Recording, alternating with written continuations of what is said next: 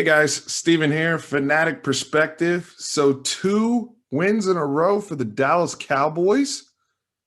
What is going on? We are finishing 2020 strong. Get another win today over the San Francisco 49ers, 41-33. 2 straight wins. I know a lot of people out there who are anti-tanking or I'm sorry, a lot of people out there who are in favor of tanking. This is not necessarily the result you want to see, but like I always said, I want to see our guys win and compete, and try to identify those who will be a part of this team and this roster come 2021. And then you also have people out here who still think that the Cowboys have a chance to win the division, which is mathematically true, especially with Washington losing, the Giants potentially losing to the Browns and the Eagles losing today. So we're going to break down all this. While you guys are here, if you could do me a favor and hit that like button, and if you really enjoy it, hit the subscribe button. Really helps our channel grow and get us out there if you enjoy my commentary on the game. Now, the majority of the text message I received during and after the game were in regards to Ezekiel Elliott and if we are ready to move on from him. And I think there's a little bit more nuance there. I know a lot of fans see Tony Pollard today, and myself included. And it's just the explosiveness. And we've been seeing it the last few weeks, especially as he's gotten more and more opportunities. And Zeke and Tony kind of were splitting it 50-50, and Zeke or Tony gets, the bulk of the touches today. And the way he was used, you have to give credit to Kellen Moore and his coaching staff. They didn't just, hand him the ball up the middle 20-25 times and do the whole feed Tony thing. They approached it in a very creative manner. He was showcased in the passing game today, 6 catches, 63 yards, another 13 carries on the ground, and has the explosive run in the fourth quarter to essentially seal this game. And all those things are exciting. I think there's a lot of encouraging signs. How can you not be encouraged by what you've seen from CeeDee Lamb all season? Even some of the guys like Cedric Wilson and Noah Brown and the tight ends that we talk about. Like, there are encouraging pieces there. Now, going back to the running back discussion, it's going to be hard moving off of Zeke's contract. Jerry doesn't want to be wrong about Zeke. You know how he is. Jerry and Steven, honestly. But they invested in Zeke. They want to prove to people that they made the right decision. And they're not necessarily the type of team that just moves off of things when they feel as though something's not working right away. Sometimes they do, but with investments like this and people that they like, they're going to try to work it out with Zeke, and they're going to try to run it back next year when Lael Collins comes back and Dak Prescott comes back and Tyron Smith comes back and Zach Martin comes back and say, hey, we're just going to redo this whole thing offensively for 2021 because we do like what we had. And I think there's some validity to that. But at the same token, I mean, with the way that the NFL is shifting, especially offensively, and you see the teams that are successful like the Alvin Kamara's with the Saints and some of the things that you see the Chiefs do with the multiple backs that they use. I mean, it's tough to validate the type of money that Zeke is making when he's not playing like Derrick Henry plays. And he's not, forget Derrick Henry. He's not playing like Zeke used to play. And he hasn't in a while. And he's developed other issues that weren't issues before.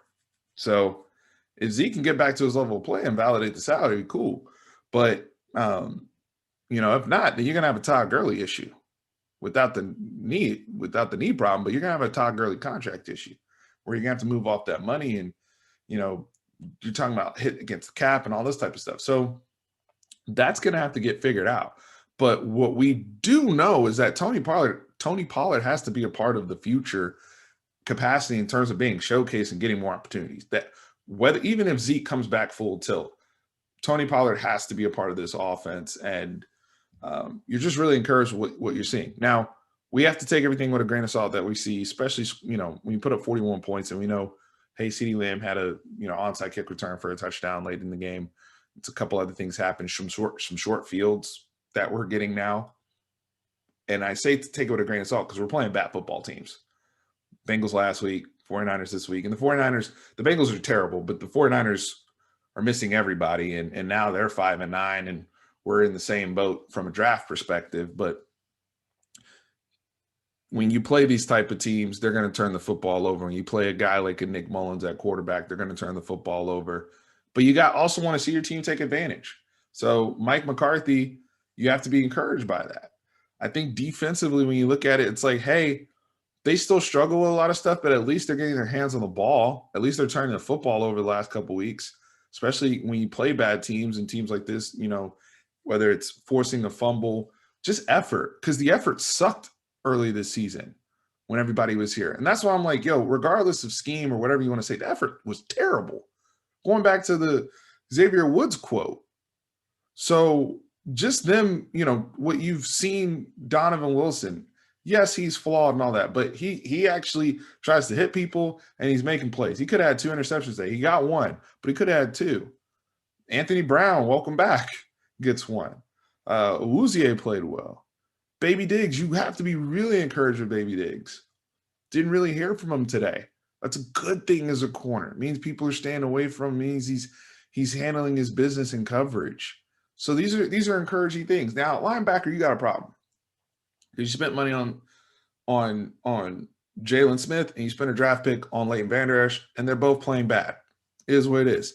Thing is, the defensive line, we're getting an uptick there. Secondary's been better, so it can kind of hide some of the linebacker issues, but they're still terrible at diagnosing gaps, run fits, all sorts of things. They still get lost. They get turned around too easy by misdirection.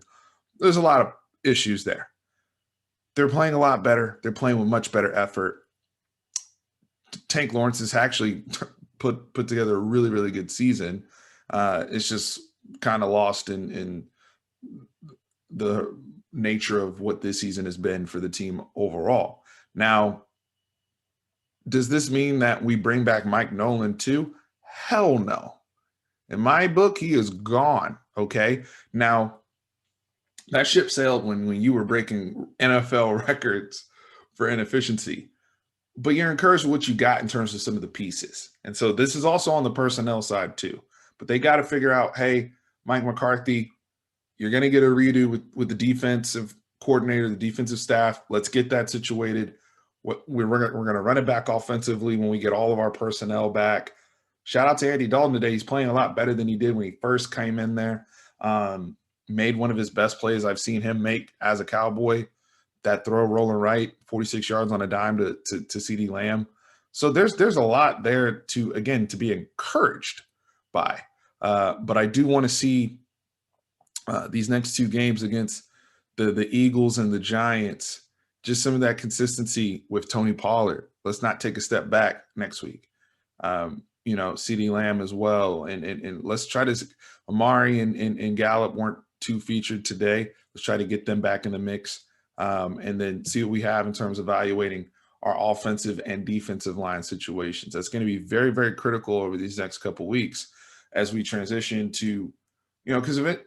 I think Washington will probably beat the Panthers next week, so then that eliminates us, I think, from the overall division race. So, as we start to evaluate, we also start to shift into, okay, what are our needs from a free agency perspective? What are we going to decide to do with Dak's contract situation, his rehab, and then draft, right? Where are we going to be slotted? What are we going to be targeting? All very, very important discussions coming out of this. But word of the day is encouraged, at least from my end. From a lot of the things I saw today, winning is never bad for me, honestly. I know people are going to argue that all day long, but these guys work very, very hard to entertain us, and they put in blood, sweat, and tears to try to win a football game on Sunday. That's literally their job. So I'm never going to be mad at them for doing their job. Just wish we had better effort when we had Dak Prescott here and we had a chance to do something. Anyway, good win for the Cowboys. 41-33 victory over the San Francisco 49ers. Y'all hit that like button. Show us some love. I appreciate everyone that visits this channel. Thank you.